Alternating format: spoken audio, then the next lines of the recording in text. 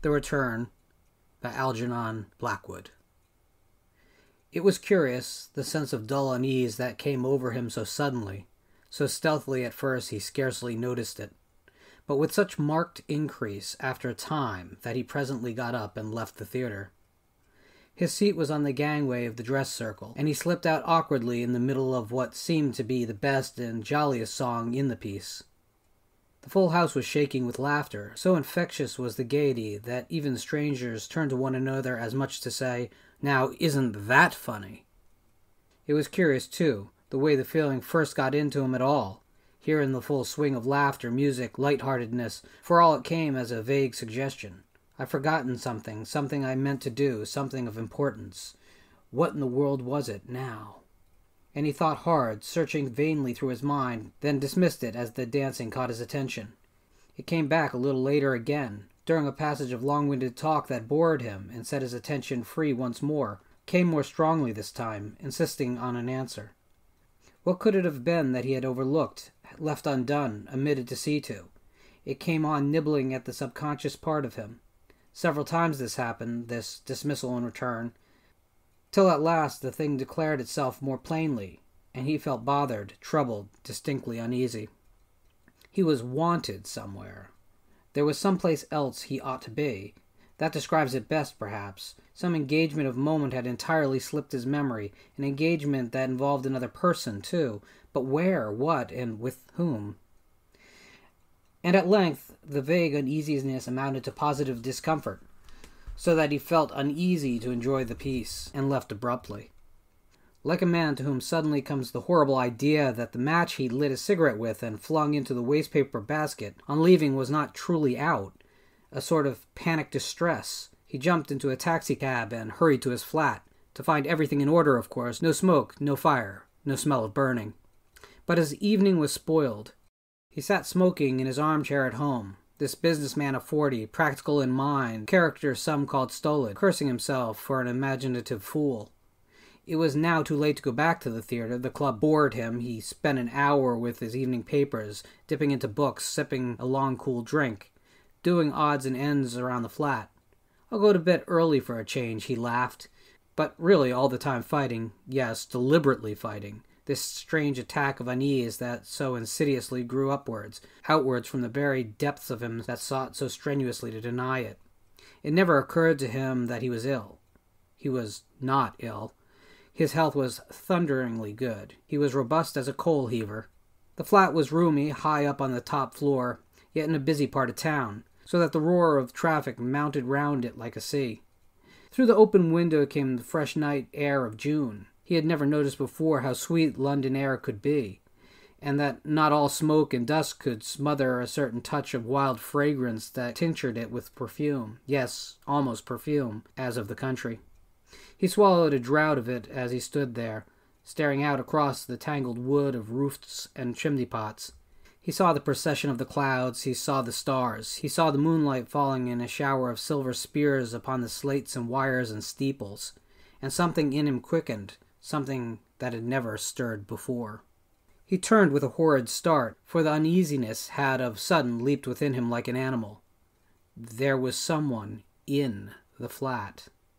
Instantly, with action, even this slight action, the fancy vanished, but all the same he switched on the electric lights and made a search, for it had seemed to him that someone had crept up close behind him while he stood there watching the night, someone, moreover, whose silent presence fingered with unerring touch both this new thing that had quickened in his hearer and the sense of original deep uneasiness. He was amazed at himself, indignant that he could be thus foolishly upset over nothing, yet at the same time profoundly distressed with the vehement growth of this new thing in his well-ordered personality. Growth? He dismissed the word the moment it occurred to him, but it had occurred to him. It stayed. While he searched the empty flat, the long passages, the gloomy bedroom at the end, the little hall where he kept his overcoats and golf sticks, it stayed. Growth. It was oddly disquieting. Growth to him involved, though he neither acknowledged nor recognized the truth perhaps, some kind of undesirable changeableness, instability, unbalance. Yet, singular as it was, he realized that the uneasiness and the sudden appreciation of beauty that was so new to him had both entered by the same door into his being. When he came back to the front room, he noticed he was perspiring. There were little drops of moisture on his forehead, and down his spine ran positively chills, little faint quivers of cold. He was shivering. He lit his big meerschaum pipe and left the lights all burning. The feeling that there was something he had overlooked, forgotten, left undone, had vanished. Whatever the original cause of this absurd uneasiness might be, he called it absurd on purpose because now he realized in the depths of him that it was really more vital than he cared about. It was much nearer to discovery than before. It dodged just below the threshold of discovery. It was as close as that. Any moment he would know what it was. He would remember. Yes, he would remember. Meanwhile, he was in the right place. No desire to go anywhere afflicted him, as in the theater. Here was the place, here in the flat. And then it was, with a kind of sudden burst of rush, it seemed to him the only way to phrase it, memory gave up as dead. At first, he only caught her peeping around the corner at him, drawing aside the corner of an enormous curtain, striving for a more complete entrance as though the mass of it were difficult to move. But he understood, he knew, he recognized. It was enough for that. An entry into his being, heart, mind, and soul, was being attempted, and the entrance, because of his stolid temperament, was difficult of accomplishment. There was effort, strain. Something in him had first to be opened up, widened, made soft and ready as if by operation, before full entrance could be effected. This much he grasped, though for the life of him he could not have put it into words. Also, he knew who it was that sought an entrance. Deliberately from himself he withheld the name. But he knew, as surely as though Straglin stood in the room and faced him with a knife, saying, "Let me in, let me in. I know you wish to know I'm here. I'm clearing away. You recall our promise." He rose from his chair and went to the window again, the strange fear slowly passing. The cool air fanned his cheeks. Beauty till now had scarcely ever brushed the surface of his soul. He had never troubled his head about it. It passed by him, indifferent, and he had ever loathed the mouthy prating of it on others' lips. He was practical. Beauty was for dreamers, for women, for men who had means and leisure. He had not exactly scorned it, rather it had never touched his life to sweeten, cheer, uplift. Artists for him were like monks, another sex almost, useless beings who had never helped the world go round. He was for action always, work, activity, achievement, as he saw them. He remembered Strawhan vaguely. Strawhan, the ever-impecunious friend of youth, always taking of color, sound, mysterious, ineffective things. He even forgot what they had quarreled about, if they had quarreled at all even, or why they had gone apart all those years ago. And certainly he had forgotten any promise. Memory, as yet, only peeped around the corner of that huge curtain at him, tentatively, suggesting yet, he was obliged to admit it, somewhat winningly. He was conscious of this gentle, sweet seductiveness that now replaced his fear. And as he stood at the open window, peering over huge London, Beauty came and smote him between the eyes. She came blindingly, with her thin trail of stars and clouds and perfumes. Night, mysterious, mirrored-eyed, and flaming across the sea of haunted shadows, invaded his heart and shook him with her immemorial wonder and delight. He found no words, of course, to clothe his new, unwanted sensations. He only knew that his former dread, uneasiness, distress, with all the idea of growth that had seemed so repugnant to him, were merged, swept up, and gathered magnificently home in a wave of beauty that enveloped him. "See it, and understand," ran a secret inner whisper across his mind. He saw. He understood. He went back and turned the light out.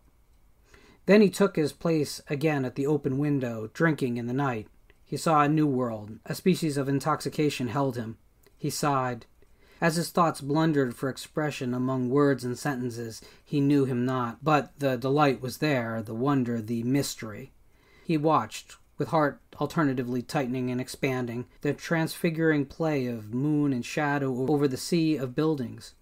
He saw the dance of hurried clouds, the open patches of outer space, the veiling and unveiling of the ancient silvery face, and he caught strange whispers of the hierophantic, sacerdotal power that had echoed down the world since time began, and dropped strange magical phrases into every poet's heart since first God dawned on the chaos, the beauty of night. A long time passed. It may have been 1 hour, it may have been 3, when at length he turned away and went slowly to his bedroom.